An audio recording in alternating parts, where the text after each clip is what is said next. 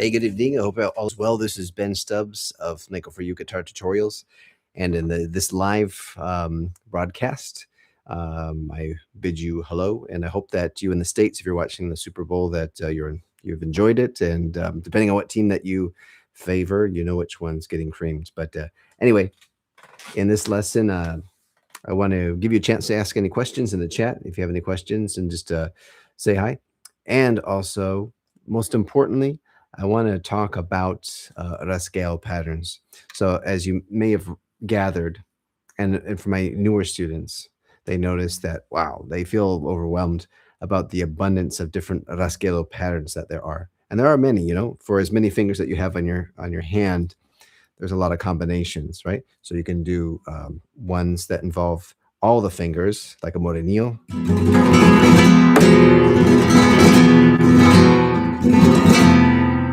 A morenillo with 3 fingers.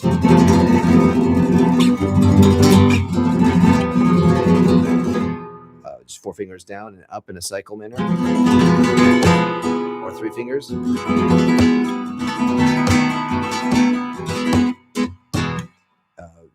Just 2 fingers going up and down with index and anillo.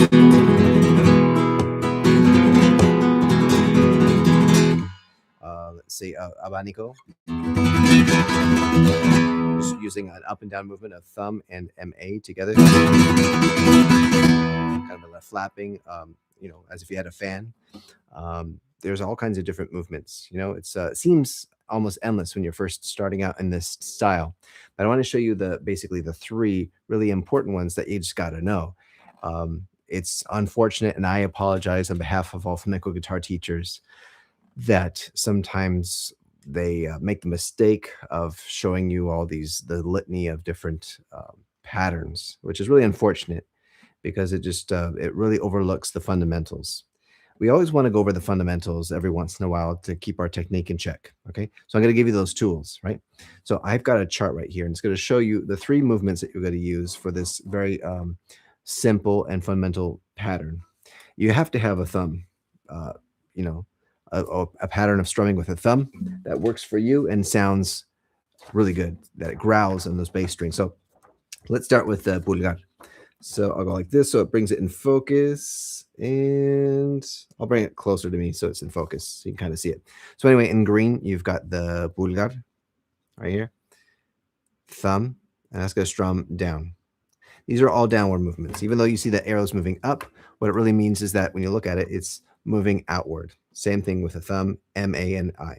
So next is M, A. These 2 fingers working in tandem, and then I going down as well. Okay. So the first one's going to be thumb, M, A together, and I down. So the mechanics of how this works is that once the M, A goes down, notice that the index is going to be recoiled still. So it's got some momentum to come down. So thumb down, right? And then MA, I still recoiled, and it comes down like that for the final strum. So let's give it a go. Let's just hold an E major chord when we do it. Downward thumb. So you anchor your thumb on the 6th string and drag it on down one by one and get a good quality tone on each chord, rather string, and really dig into each one with a rest stroke, especially the 6th string. Then make it more rapid, speed it up. As you go towards the trebles, soften up a little bit. Go faster and faster. Number 2, remember that it's not all about the thumb. The thumb's not carrying the burden of the movement. You have to use your wrist and your elbow as a pendulum, your forearm moving downward, at the same time twisting with emotion, so that the thumb, really all it has to do is stay put. It's not as if you're moving the thumb like this. What you're going to get is a very bad sound, a very kind of a scratchy, naily sound, because you're not going to get the right angle that you need. You always need a nice balance of flesh to nail when you're playing the flamenco guitar with these kinds of movements with a thumb, right?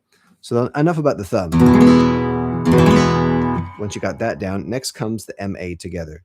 Now, when you see my hand, the MA coming down, it's going to look like all the fingers are moving together. And basically, they are. But the ones that are really hitting the strings are MA, okay? Middle finger and the ring finger. What does it look like after I strike all the strings with a thumb? Okay, I go down below the first string. Now I got to bring it back up. The MA. Now notice that my index is still recoiled. Now that's going to strum down. I kind of want to match the intensity of those two, the M and the A, rather than the I.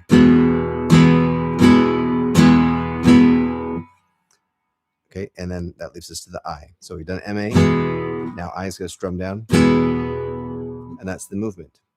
It's 4/4 time. So we're going to count like this: 1, 2, and 1, 2, and 3, 4, and 1, 2, and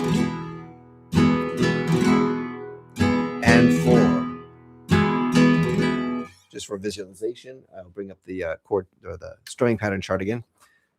1, 2, and 3, 4, and 1, 2, and 3, 4, and thumb, MA index, thumb, MA index, thumb, MA index, thumb, MA index. Does that make sense? Now let's do it in the context of the Andalusian cadence. So the Andalusian cadence is going to be first with a minor chord. Let's start from A minor with bar chord. We're going to take the same shape of E major, bring it all the way up here, but instead we're going to make it a minor. So we're going to take that off. But what happens is you don't get the A minor chord. We got to do what we call a sahia, right? Change these fingers so you've got third finger here on the 7th fret of the 5th string, and the the 5th finger is going to be on the 7th fret of the D string. So you got your A minor. The next chord, the chord progression for the Andalusian cadence, is going to be G major. You don't have to change any of the finger. You just literally slide it down. I regress. The second finger is going to have to make it major right there. So it's going to be on the 4th fret of the 3rd string. And then down, stay in the shape of the major chord down to F. And then bring it down 1/2. Okay. But let's make our fingering consistent. So here's the E major chord. 2nd finger on 2nd fret of 5th string, 3rd finger on the 2nd fret of the 4th string, and 1st finger on the 1st fret of the 3rd string.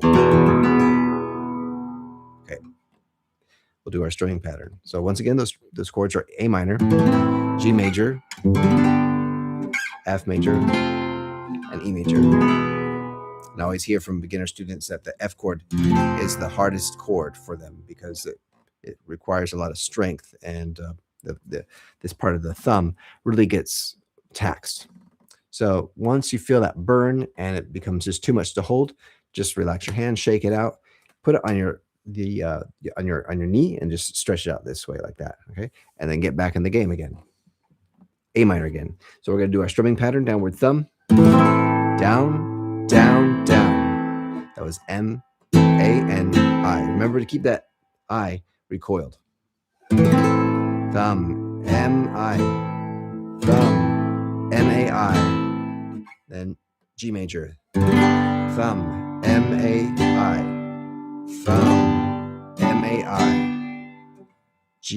F. Thumb, M, A, I. Thumb, M, A, I. Now E major. Thumb, M, A, I. Thumb, M, A, I. Thumb, M, A, I. Thumb. Back to A minor again. Let's do it again. Thumb, M, A, I.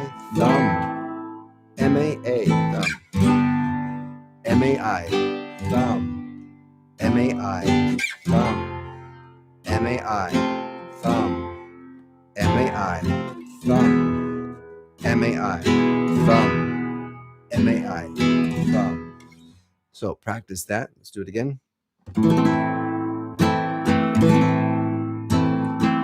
You want to get into that bass strings with a thumb to really establish the harmony and the bass in the chord. So it follows you as you go through the chord progression.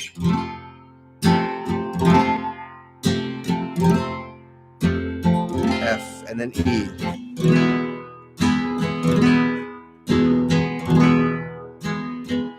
Just repeat it.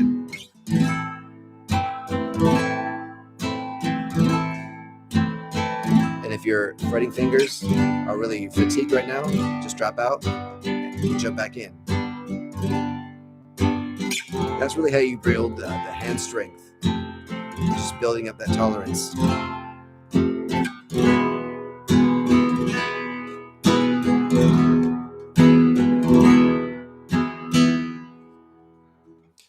And finally, I'll show you the last little detail to add into this strumming pattern. And you're doing great. So before we do our thumb, what we'll do is we're going to scratch down with a pattern of E, A, and M, and I, okay? Right before we strum down with the thumb. And so this is going to have a really cool effect where these fingers are going to come downward, mostly on the treble strings, right? We're going to use a strumming pattern, which is called suelta. So that means it's going to be loose. It's not going to be flicking like that. It's going to be loose. It's a preamble to this thumb going down. So it sounds like this. E, M, sorry, E, A, M, I, thumb. They're a light scratching pattern. The real volume and force comes from the thumb. You'll do that one time on the thumb, okay? The other MA doesn't have any of that. MA and I just continue as they normally do. So thumb with that scratching down below. Try it. Slower. E, A, M, I, thumb. E, A, M, I, thumb. Right? Again. E, A, M, I, thumb. Doesn't have to sound super pithy or anything like that. It sounds rather sloppy, you know? Just kind of dragging them down.